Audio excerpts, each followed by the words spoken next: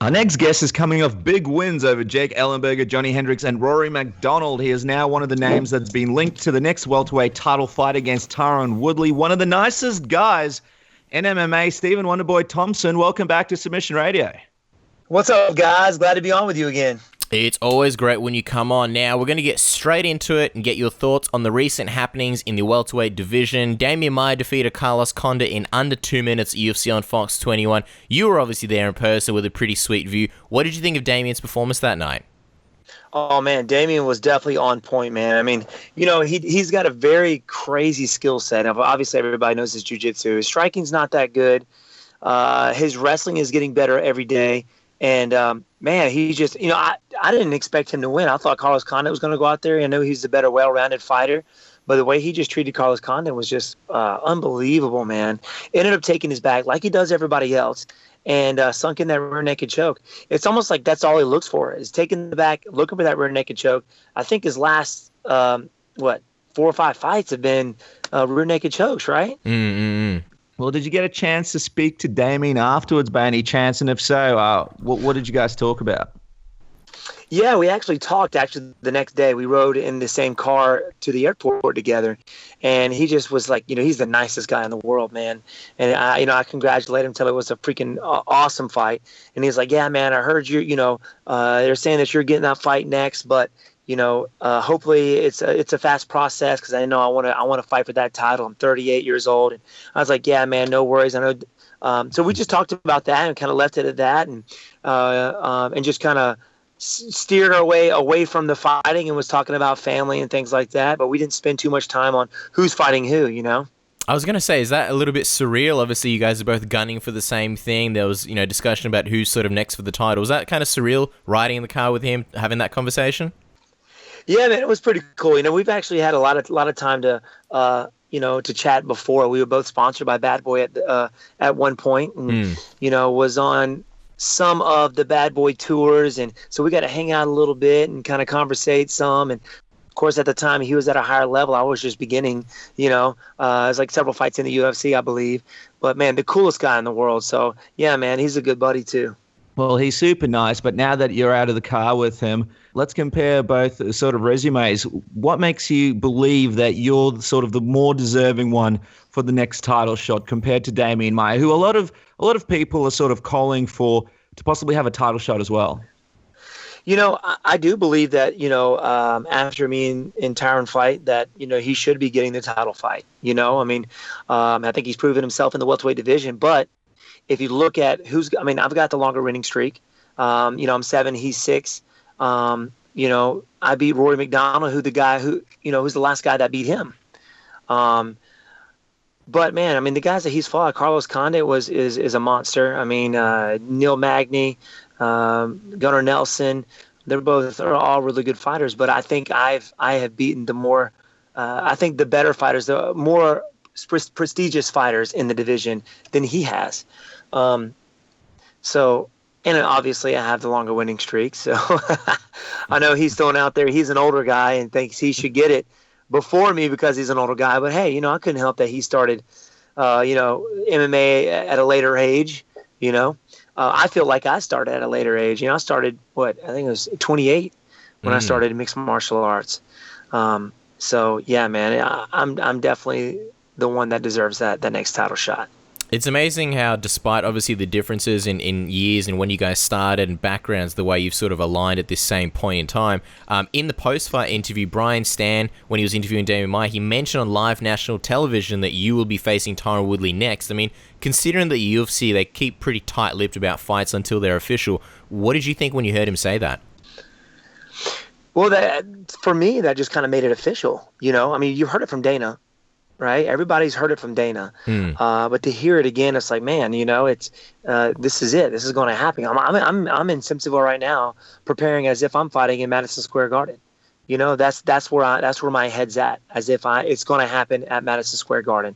It may happen there, it may not happen there, but I believe that I got that next title shot.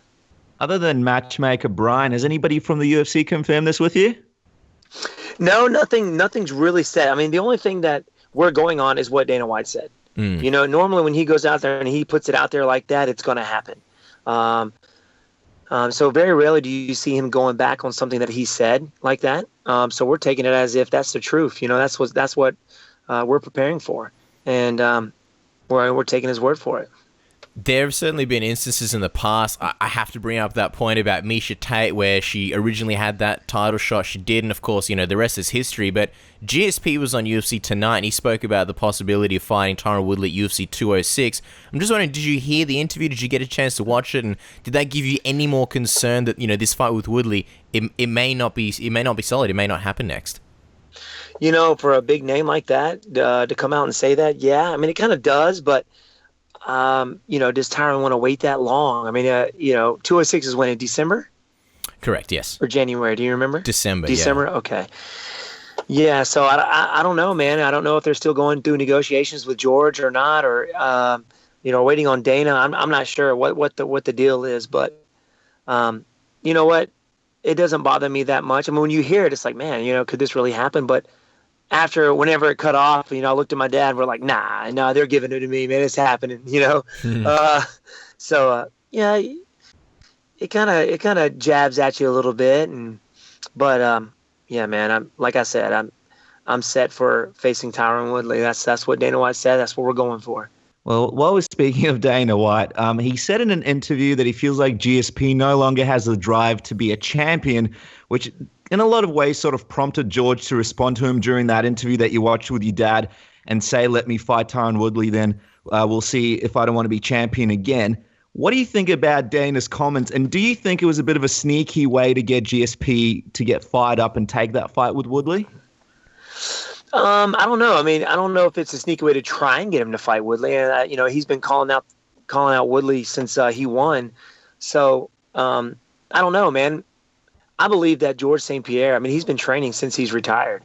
I mean, the first time. I mean, he's, I see Snapchats all the time or his Instagram pics that him, he's training at John Danaher's, or he's working in kickboxing, or he's working karate with Raymond Daniels. The guy is constantly training, and I believe that if he steps out there, you're probably going to see a different George St-Pierre.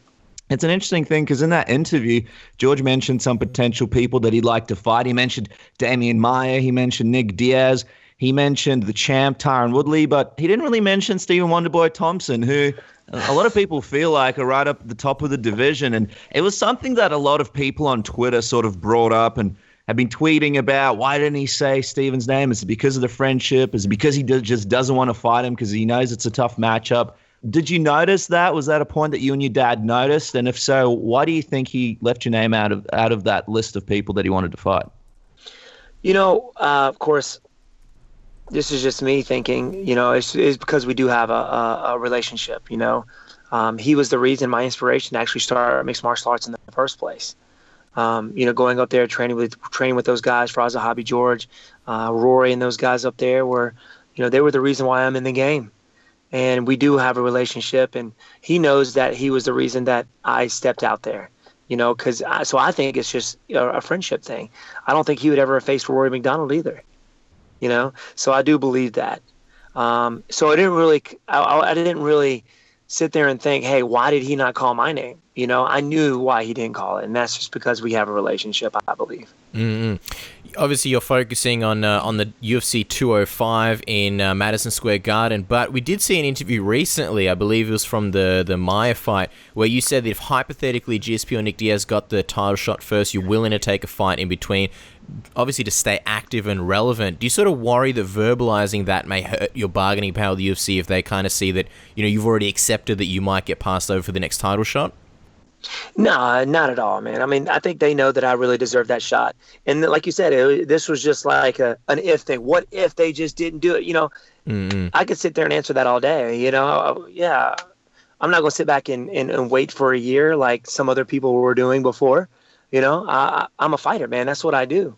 I'm not going to sit there and stay back and wait for things to happen. You got to stay relevant in this game. And I just love to fight, man. That's just what I've been doing for a very long time. To be, I was never really the trash talker or the bully to try and get somebody to, bully somebody into fighting me or anything. Because I got 600 kids right here in Simpsonville that look up to me and they watch every move I make out there. in social media, in front of the TV and Fox Sports 1 during the fights. So I just want to be a good role model for them. And I know the fact that I've worked very hard to get to where I'm at, and I know I deserve that fight. And me answering that was just, it's the truth, man. I think it's crazy if they don't give me this fight. I know I know all the fans out there, and I want to thank them for actually backing me up. All my fans, all the fans out there, UFC fans, are like, man, give it to Stephen Wonderboy Thompson. He's the guy that deserves it. He should be fighting for the title now. But yeah, man, I mean, if for some crazy reason that they wouldn't, of course, I'm a fighter, man. That's what I love to do. I'd fight for free, to be honest with you. Wow. Yeah, well, don't say that, Stephen, because we know people like to listen to this interview, so you might get a different contract if this one comes up to an end. But before we jump to sort of what is next, if you don't get this title shot, I just want to ask you. You mentioned that you and GSP are friends, and he left your name out of the conversation because obviously he doesn't want that fight to happen because of the friendship. But if he does get that next title shot against Tyron Woodley, there's a very, very good chance GSP once again becomes the welterweight champion. And in that situation, what happens with your friendship? Because you've obviously planned to become a champion. This is your time as well. What do you do with that friendship? How do you handle that situation if George becomes champion? He knows that that's my goal. He knows that's my goal, and that's what I'm in the game for, is to win the title, to be the best. And I think it just comes around as like, what happened with me and Rory. We're good friends, and we'll be friends before and friends after the fight. If it comes to that, I wouldn't want to, obviously, because he's a good buddy of mine, and it's kind of hard to go out there and do battle. I know I was a lot closer to George than I was ever with Rory. But man, yeah, I think he knows that I'm shooting for that. And for him to go out there and, to go for that title, then he must be willing to do battle as well. You know what I mean? So as much as it would suck, if it ever did come to that, man, I wouldn't want to be honest with you, but those are my goals. That's what I want to do. That's what I want to accomplish, to be the best. And to be the best, you got to, to have that title belt around your waist. So if GSP becomes champion, no doubt about it, you're still gunning for that fight. You're not going to take another fight. You're not going to take a break or maybe let Maia have that fight with GSP and see what happens. Whoever comes out, if you don't get this next title shot, whoever comes out the winner between GSP and Tyron Woodley, you're still calling out that person for the next fight. That's the way it goes, man. I'll probably call him first, like, hey, man, what's going on, son? What's going on? That I'm after this title belt. I think we would have a good conversation. But yes, yeah, man. I mean, for him to actually say he's going for the title and knowing that I'm going for the same thing, hey, that's just the way it goes, I guess. Sometimes I wouldn't want it, like I said, but sometimes you got to do what you got to do. What a time to be alive. I feel like, honestly, Stephen, this whole process would have just been a lot easier on you if Tyron had accepted your challenge when you called him out after UFC 201. I'm just wondering, what went through your mind when you called him out on TV and he declined your offer? Is that something you still think about? Oh, yeah, man. I mean, I knew for a fact that he was going to say, yeah, man, let's do it. Madison Square Garden, let's go, And then he hits me with the, nah, man, you wanted to fight Robbie, so you're going to fight Robbie. I'm going to get a money fight. I'm like, I was laughing, but in my head, I was like, is this guy kidding? This guy's got to be kidding. I'm looking at Cormier, and Cormier's looking at me. He's like, I'm pretty sure this guy's serious. You need to go back at him, And, I was like, what the heck, man? It really surprised me. What champion doesn't accept the number one contender? You know what I mean? That's just how it goes. You defend that title shot a few times before you ever start fighting or asking for a money fight. Come on. What's going on? I mean, you hear, Conor McGregor doing that, but Conor McGregor, Tyron's nowhere near the level of Conor McGregor when it comes to, marketing and, popularity. He's just not there, I think everybody else, the fans, see that as well. And it upset not just me, but a lot of other fans and people who follow the UFC too. Well, we know that it's just who you are as a person, but do you sort of regret being so polite when you called him out? And also, there's that moment where he says what he says, and then it looks like you're sort of holding yourself back a little bit. Have you rewatched that point where you've called him out, and What do you wish you sort of said to him after he told you it's not happening? I'm glad I did hold back.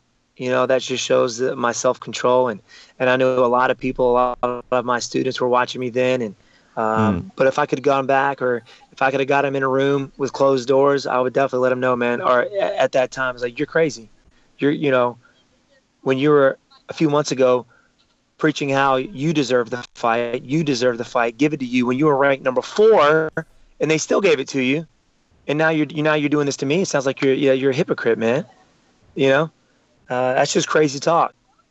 It sounds like to me, you're scared. You're scared to fight me. Let's do this. Let's go. I mean, I don't know what else to say without throwing in a few cuss words, Hey, that will be I think a world first for Stephen Thompson, especially in this show. Well, I was going to say, I mean, a lot of fans, they sort of have harped on Tyron Woodley. They've given him a lot of grief about, doing that. He's obviously going out and saying that he wants the big money fights. There's a short window in MMA and he wants to make that money. But, you sort of said it yourself. Do you think it's a case of, do you think being afraid is part of it, or do you think it really is just him trying to go out and make more money? Well, as hard as he's fighting it, it does seem that way. If it was just the money and it doesn't seem like the UFC is going to give it to him, okay, I'll fight the normal contender. But it's like it's going crazy. Now he's, throwing racism out there, and now he's just kind of going over and beyond of what, the whole situation, to be honest with you. And yeah, man, it's starting to seem that way. I mean, you're the champion. You should be taking all newcomers, man. Especially when you just get the belt. You had the belt on for 30 seconds, and you're already shutting me down, asking for a money fight. It doesn't work that way, pal. Well, out of yourself, GSP, and Nick Diaz, who do you think is the toughest stylistic matchup for Woodley at the moment? Wow. Talking about including me? Yeah, of course. Yeah, so yourself, GSP, and Nick Diaz. I mean, those seem like the options that Tyron is looking at. You, GSP, or Nick Diaz. Who do you think is the toughest stylistically for him? I think it's me. I really do think it's me. I mean, he is a grappler. I think he'll do very well against the other wrestlers and other grapplers. That's just the type of fighter he is. He loves to throw that one shot to shoot for the double. I think he feels more comfortable in the clinch, and it's very difficult to get me there. He's not used to somebody throwing the odd angles, the kicks that I throw out there. And you can't bring in sparring partners that simulate my style. It's very difficult to do that. So yeah, man, I think stylistically I'm the worst for him. I think he could do very well against somebody like Demian Maia, using his wrestling to defend that takedown to keep the fight standing. Same thing with George. George is a little bit more well-rounded, I believe. His striking's a lot better, I think, than Tyron Woodley's. I think he would beat Tyron as well. But I think Damian would have a hard time with Tyron. Wow. And plus, I think it would be a boring fight. Let me ask you this. I think it would be really boring. Let me ask you this, Stephen, because obviously you've been chasing this title for so long, pretty much ever since we've had you on the show, and before that. It's always been your goal. But I'm just wondering, what is it specifically that makes you want to be the UFC champion? I mean, what exactly are you fighting for? Is it the prestige of being the best at 170, or is it the monetary rewards and the financial security, for your future that come with holding the belt? No, man, it's literally the lifelong commitment to this game. I've been in the martial arts since I was 3 years old, and I started fighting at the age of 15, and I've never stopped. I've worked my butt off to get to where I am today, and for them to take that away from me when I'm so close, when I'm here and the rightful guy to fight for that title, that's why that's why I do it, man. That's why I'm fighting so hard. And it's not just for me. It's for, most importantly, my friends and my family and my sparring partners, the guys who've been there with me from day one, who's been through the abuse that I put them through to get here. For the money, nah, man. If I wasn't in the UFC, I'd still be fighting somewhere. Like I said, man, I don't care what the UFC thinks, that I'd fight for free. I just want to be the best fighter. That's my goal, the best fighter, and respected that. Wow, that is phenomenally noble, especially in this sort of era where everybody's going after the money fights. Obviously, the last guy that you defeated, Rory McDonald, he's gone over to Bellator. It seems like, money was sort of I guess one of the reasons for that. Is it safe to say that regardless, we'll never see you in any kind of organization? As long as you can stay in the UFC, you will, because that's sort of where the best are. To be yeah, man, that's where I believe the best are. And I mean, I've got a job. I teach karate classes all day long, and it's a very great job. It's a fun job, man. It's definitely a whole lot better than fighting. Teaching classes, you out there having fun. So I've got a job, man. I fight for the fun of it. The money's just a bonus. So yeah, man. I just do it because I like doing it. This is who I am. This is what I do. My brothers are fighters. My sisters are fighters. My mom, my dad, we're all fighters. That's just the way our family is. So if you do find yourself in a situation where, okay, the UFC 206 GSP versus Tyron Woodley title fight, and you've got to choose an opponent in the meantime, do you go for Demian Maia because he's the person that people are saying is one of the guys that should get the title shot? Do you think that's your clearest way to making sure that the next fight will be for the title if you beat him? Yeah, I mean, either him or Robbie Lawler. He's the guy that held the title before. He's the one guy ranked above me. Either him or Robbie Lawler would be the guys. And speaking of Demian Maia and his skill set, like we mentioned, that it's amazing what he could do to people on the ground, and a lot of people have sort of questioned whether or not your grappling skills are at the top level. But in your latest fights, you really showed that you've come a long way in those areas. Would you say that a fight with Demian Maia in a lot of ways would be even more dangerous than fighting the current champion Tyron Woodley because Maia is so good in those areas that people perceive to be your weaknesses? Yeah, man, definitely. Definitely. He is a scary guy in the division because it's literally we're the same, but at the opposite ends. He's so good at his jiu-jitsu, and he always finds, even against really well-rounded fighters, he always seems to get him down there. But the only thing about Demian, he works awfully hard to get the takedown, which means he gasses out. And if you watch this the fight with LaFleur, even with Rory McDonald, even his last fight with the fight before that against Matt Brown, he gasses out because he struggles. He works really, really hard to get you down. And it's a constant thing. He shoots. If he can't shoot, he'll move around and he'll try and shoot again. So in the third rounds, into the second and early on in the third, he's done basically. I don't know if you saw the Matt Brown fight. In the last round, he was almost done. The only reason that Matt Brown got choked out is because he jumped in Demian Maia's guard for some reason. He hit him in the head, knocked him back, jumps in his guard, and that's where he likes to play. So he ended up taking his back again and tapping him out. I felt if Matt Brown could have backed up and said, hey, get back on your feet again, stuffed another shot because he was really, really tired, and finished him. He could have finished him. But, yeah, man, he's a dangerous fighter, man. He really is. That's still going to be another thinker, another wary fight, kind of like a Rory McDonald fight. You gotta stay back, kind of pick your shots, and really think about what's going on. Always be on guard with Demian Maia. Well, I mean, that would be another fight where you'd sort of be climbing the ladder. I feel like you're pretty much at the top of this ladder already. I feel like you deserve the title shot, and I think a lot of people sort of feel that way as well. You're training for November 17th in New York, where you want to face Tyron Woodley for the welterweight title in what would be the most important fight of your career thus far. Before we let you go, Stephen, and we have to say we appreciate your time, what's the message that you want to get out there? Do you have a message for the UFC or Tyron Woodley? Anything you want to get out there? Well, I think the UFC and Tyron know exactly what the deal is. They know exactly what I want, and UFC knows what's going to happen. I think Tyron knows he's going to face me. That's why he's fighting so hard right now not to. But I do want to thank you guys and the fans for actually putting it out there on my behalf, and really pushing for me to fight for that title. So I just want to thank you guys and thank the fans. Well, there you guys go. He is still the nicest guy in MMA, and when he's not teaching karate classes and giving back to his community, he's one of the baddest dudes in the welterweight division. You can follow him on Twitter at Wonderboy MMA, and if you guys want to see him get this next title shot, jump on social media, let the UFC know about it, let them know that you want him to have the next title shot. They listen to that kind of thing. Stephen, we look forward to seeing what happens next, and who knows, possibly seeing you at UFC 205 becoming a champion. Thank you so much for your time. Thanks, guys. I appreciate it.